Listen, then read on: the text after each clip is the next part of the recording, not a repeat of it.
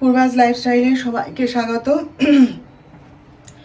এখন বাজে হচ্ছে 11টা। আমার এখনও চান টান কিচ্ছু হয়নি জানেন তো।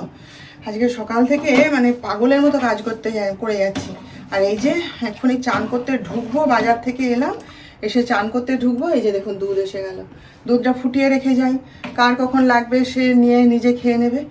সকাল থেকে তো মানে আসলে শুধু তো কাজ নয়, কাজের সঙ্গে সঙ্গে এ আসে ও আসে সে আসে, কথা টথাগুলোও বলতে হয়। তারপরে আমাদের ওই যে পাড়ায় যে বাচ্চাটা আছে সে তার মা তাকে নিয়ে সকালবেলায় আমাদের এই এরিয়াটা একটু ঘুরতে আসে। বাচ্চা তো ঘরে থাকতে চায় না, ছোট্ট। তো সেই ওকে আবার সে আমার জন্মাষ্টমীর যে বেলুনগুলো লাগিয়েছিলাম সেইগুলো সব খুলে দিলাম। ছোট্ট কুচি তো, এখনও সে কথা শেখেনি।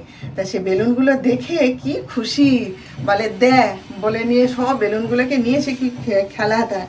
তো সেই ওর মায়ের সঙ্গে দাঁড়িয়ে একটু কথা বলছিলাম। এসব নানা কাজ থাকে, ঘর গুছানো, ঘর পরিষ্কার করা। আজকে একটু ঘরটা মুছে নিলাম মপ দিয়ে। এইসব করে টোরে আবার বাজারে গেলাম, একটুখানি পোস্ত নিয়ে এলাম। তারা আলু পোস্ত খাবে, আবার পোস্ত নিয়ে এসে আবার ছুটলাম যিশুর সাথে, তিনি কচুরি খাবেন। আচ্ছা তুই যা নিয়ে আয় না, না তুমি চলো বলে আবার সেই তার সঙ্গে গেলাম। গিয়ে আমি বলি ঠিক আছে। যখন বাজারেই এলাম তখন আমারও দইটা শেষ হয়ে গেছে, টক দইটা। ওটা না হলে তো আমার চলে না, যে টক দইটা নিয়ে যাই। তারপরে দেশলাই শেষ হয়ে গেছিলো ঠাকুরের, সে এক বাক্স মানে এক প্যাকেট আর কি দেশলাই নিয়ে এলাম। এইসব করে এই ঘরে ঢুকেছি, ব্যাস দুধটা দেখি না দিয়ে গেছে। তাই দুধটা ফুটিয়ে নিয়ে একবারে চান টান করে ফ্রেশ হয়ে ধীরে সুস্থে শান্তি হয়ে পুজোয় বসবো। আমাকে ছেড়ে দিয়ে যিশু আবার বেরোলো, তার ফোন এসছিল, সে দৌড়ালো আবার। আর ডাক্তার সাহেব তো সকাল থেকে সেই গাড়ির পিছনে লেগেছে। নতুন গাড়ি কালকে নিয়ে এলো, রাস্তায় সে গাড়ির চাকা পাংচার হয়ে গেছে। বললাম এটা মিস্ত্রিকে খবর দাও, করে দেবে না। সে জানেন সেই সব নিজে করবে। সে কি গাড়িতে কাঁচ ফুটে গেছিলো, সেই সব বের করা হলো। বাপ ছেলে দুজনে মিলে সকাল থেকে লেগেছে গাড়ির পিছনে। দিয়ে গাড়িকে ধুয়ে মুছে পরিষ্কার করে সুন্দর করা হলো, হয়ে এখন আবার ওই যে বাগানে লেগেছে। সকাল থেকে আজকে নিঃশ্বাস ফেলার সময় নেই জানেন। তাই ভাবলাম এখন একটু কথা বলে নিই, কখন আবার আপনাদের সাথে কথা বলতে পারবো কে জানে। তো চলুন, হ্যাঁ যে হয়ে গেছে দুধটা ফুটানো, থাক এখানে চাপা দেওয়া। আমি এবার চট করে চানটা করে পুজোয় বসি। খিদেও পেয়ে গেছে জানেন তো, এবার পুজো না করলে তো খেতেও পারবো না। তো চলুন, হ্যাঁ পরে কথা বল। তো 12:30 বাজে, এই মাত্র জলখাবার খেয়ে উঠলাম জানেন। জলখাবার বলতে কি, যিশুকে আর ওর বাবাকে তো খাবার রেডি করে দিয়ে তারপরে গিয়ে পুজোয় বসেছিলাম, যে ধীরে সুস্থে পুজোটা করব। দিয়ে নিজের জন্য একটুখানি কচুরি রেখে দিয়েছিলাম, যে আচ্ছা চা দিয়ে খাবো। এবারে খেতে বসেছি না, কচুরিগুলো খাচ্ছিলাম, কিন্তু না মুখে দিয়ে কেমন যেন একটু মিষ্টি মিষ্টি লাগলো জানেন। আর না কচুরিগুলোর মধ্যে কেমন তালের গন্ধ, কি জানি ও তালের রস ফস মিশিয়েছে না কি করেছে ভগবান জানে। আমি ওই জন্য দুটো কচুরি খেয়ে আমি আর খাইনি, আমি রেখে দিলাম, তুই খেয়ে নিস বাবা বলে। আমি তখন এবারে কি খাবো, কিছু তো রেডি করা নেই। দিয়ে চিঁড়ে, তারপরে পেঁয়াজ, চানাচুর এ সমস্ত দিয়ে মাখিয়ে চা দিয়ে খেয়ে নিলাম। আজকাল না খেতে ভয় করে জানেন তো। আর মিষ্টি না খেয়ে খেয়ে এমন হয়ে গেছে না, মুখে দিলেই মিষ্টি কি আমি বুঝতে পারি। তাই যিশু জিজ্ঞেস করছিল, মা তুমি খেলে না, রেখে দিলে? আমি না বাবা খাবো না। কি জানি কীরকম তালের গন্ধ জানেন তো, নিশ্চয়ই কিছু মিশিয়েছে তালের, বা কিছু হতেও পারে কিছুর পাশে রেখেছিল। কিন্তু মুখে দিয়ে দেখছি কেমন হালকা হালকা মিষ্টি। এবার দোকানের জিনিস তো কিছু বিশ্বাস নেই। যেমন আগে ওই যে গোল পরোটাগুলো খেতাম, আমি বুঝতে পারতাম না, খালি মিষ্টি মিষ্টি এরকম লাগে। তারপরে একদিন আমি যে দোকান থেকে কিনি আর কি এখন ঠাকুরের জিনিসপত্র, যে মিষ্টির দোকানটা থেকে, তাদেরকে বলতে, তারা বলে না বৌদি পেটাই পরোটাগুলো খাবেন, ওগুলো সাদা পরোটা কিছু নেই, কিন্তু গোল পরোটাগুলো মিষ্টি। এবার ডাক্তার সাহেব বলুন, যিশু বলুন, ওরা সহজে বুঝতে পারে না, ওদের মুখে তো অতটা লাগে না। ডাক্তার সাহেব খালি বলে না না খাও, কিছু নেই ওতে। আমি না, আমাকে দোকান থেকে বলে দিয়েছে, বলে না গোল পরোটা খাবেন না, ওটা মিষ্টি। সেই জন্যে আর আমি তো সে পুজোর আসনে বসে থেকেই ইয়ে করে যাচ্ছি, ওখানে তোমার খাবার চাপা দিয়ে রেখে এসেছি, খেয়ে নাও। যিশুকে বলি তোর বাবাকে দেখিয়ে দে কোথায় আছে খাবার। পুজোর আসনে বসেই পুজো করছি আর সামলে যাচ্ছি। এই হলো সংসার, বলুন।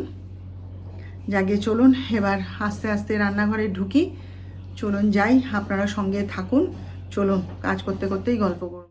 এখানে ভাতের জল বসিয়েছি, এই যে জলটা গরম হোক, আর ততক্ষণ এই যে কালকের যে দুধটা ছিল সেটার এই যে ছানা করে রেখে দিলাম। কেউ খাবে না, আজকে তো আবার দুধ এসে গেছে, চাটা খেলাম, তো ওই দুধটা নষ্ট হবে না, ওই জন্য ছানা করে রেখে দিলাম, যে কেউ খেয়ে নেবে।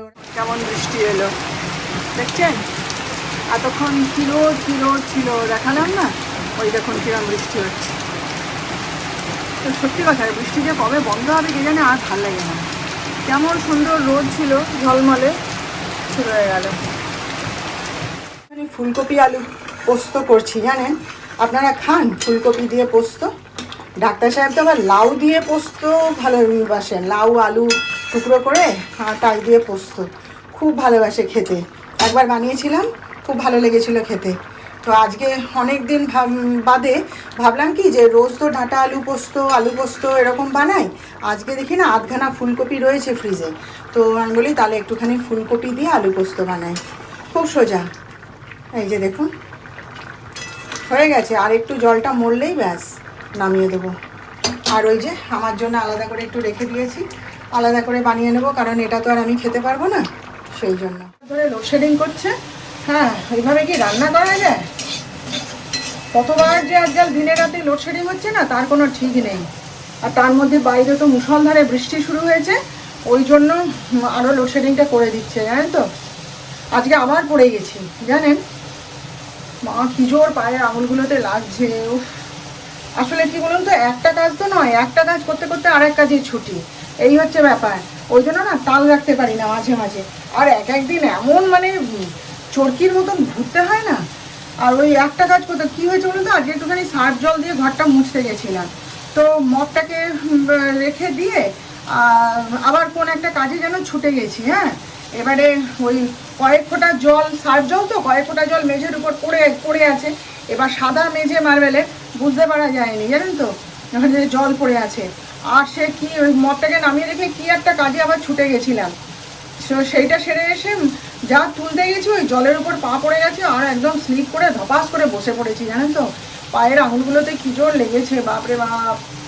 ডাক্তার সাহেবকে বলছি, তাই আমাকে গালাগালি করছে, জানেন, বলে কি চোখ কোন দিকে থাকে, মন কোন দিকে থাকে তোমার? আমি বেশ হয়েছে, যা ভালো হয়েছে, অমনি করে করেই খোঁড়া হয়ে যাব, তখন ঠিক হবে তোমাদের। আর সকাল থেকে যদি লাট্টুর মতন ঘুরায় বলুন দেখিনি, এ একবার চিৎকার করে, সে একবার চিৎকার করে, একবার এই কাজ, একবার ওই কাজ, একবার সেই কাজ। আর মাঝে মাঝে না পেরে উঠি না, মাথা ঠিক থাকে না, খুব জোর লেগেছে পায়ের আঙুলটায়, জানেন তো। আমি বলি তোমার এমন ঘর যে আমি পড়ে পড়েই আমার পাটা খোঁড়া হয়ে যাবে, জানেন। বলে কি করবো বলো তো, তুমি যদি না দেখে কাজ করো, আমি ভালো হয়েছে, কিছু করতে হবে না, কাউকে সব যে যার জায়গায় থাকো। দেখুন পাঁপড় ভাজা, আর এখানে হচ্ছে এই যে ফুলকপি আলু পোস্ত, আর এই যে মুগের ডাল করেছি আজকে, আর এই যে এটা আমার জন্যে ফুলকপি পোস্ত, ব্যাস আজকে এই রান্না করেছি। দোকানে গেছিলাম, এই পাড়ারই দোকানে, এই যে বেসন শেষ হয়ে গেছিলো, আজকে একটুখানি ধনে পাতার বড়া খেতে চেয়েছিল, করতে পারিনি, সেই জন্যে অল্প একটু বেসন নিয়ে এলাম। আবার যখন মাসের বাজার আসবে তখন বেশি করে নিয়ে আসবে, আমি অল্প একটুখানি নিয়ে এলাম। আর 5 ফোড়ন, আজ কদিন ধরে বিনা 5 ফোড়নেই ডাল রান্না করে যাচ্ছি, সব রান্না করে যাচ্ছি, জানেন, মনে আর থাকে না, কৌটো খুলে তখন মনে পড়ে হায় 5 ফোড়ন নেই তো, আর তখন আর যাওয়া সম্ভব হয়ে ওঠে না। ওই জন্য ওই কণাকে রান্না করতে দিয়ে আমি একটুখানি গেছিলাম। এই যে 5 ফোড়ন নিয়ে এলাম, তারপরে এই যে কফি শেষ, কফি আমরা সবাই খাই, ডাক্তার সাহেবও একটু দুধের সঙ্গে কফি গুলে দিলে, এমনি প্লেন দুধ দিলে বলে কি কফি টফি কিছু নেই, সেই জন্যে নিয়ে এলাম কফি। আর এই যে দেখুন কণা এখনই ছাড়িয়ে দিল নারকেলটা, দেখুন কীরকম হয়ে গেছে। জলও কিন্তু নষ্ট হয়নি, আর নারকেলটার গন্ধ শুকে দেখলাম তাও নষ্ট হয়নি, কিন্তু কিরকম কালো মেরে গেছে। কি জানি কেন এরকম, মুখে দিয়ে একটুখানি দেখেছি, খারাপ তো লাগছে না, মিষ্টি মিষ্টি স্বাদ আছে, কিন্তু এ দেখুন, দেখছেন এটা অনেক দিন ধরে ফ্রিজে পড়ে আছে। ওই বাগানে না ছন্দা দিয়ে এটা কুড়িয়ে পেয়েছিল, দুটো নারকেল, তার একটা ওকে দিয়ে দিয়েছিলাম আর একটা আমাকে ছাড়িয়ে দিয়েছিল। তারপরে আর কেউ খায়নি, ফ্রিজের মধ্যেই পড়েছিল। তো আজকে বলি কণা একটু ছাড়িয়ে দিবি, বলে হ্যাঁ কেন দেবো না, দাও বলে দিয়ে, বলে কি ছাড়িয়ে নিয়ে বলে ওমা আমি দেখো, কী জানি এটা কেমন, কেন এরকম আমাদের দুজনের কেউই আমরা বুঝতে পারছি না।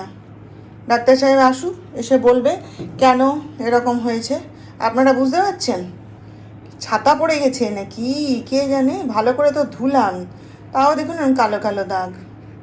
কে জানে খাওয়া যাবে কি না, আগে আসুক দেখুক তারপরে। এই যে পরোটা, আজকে সবার জন্য পরোটা করিয়েছি, আমরা তিনজনেই খাবো পরোটা। আর এই যে আলু কুমড়োর তরকারি, ব্যাস এই আজকে রাতের খাবার। আর ডাক্তার সাহেব তো এখনও ফেরেনি, সে তো ফিরে এসে গাটা ধুয়ে দৌড়ে আবার চলে গেল, তার রিহার্সাল শুরু হয়েছে না, নাটক আছে না ডিসেম্বর মাসে, ব্যাস এখন আর তো তাকে পাওয়া যাবে না, সে এখন ব্যস্ত।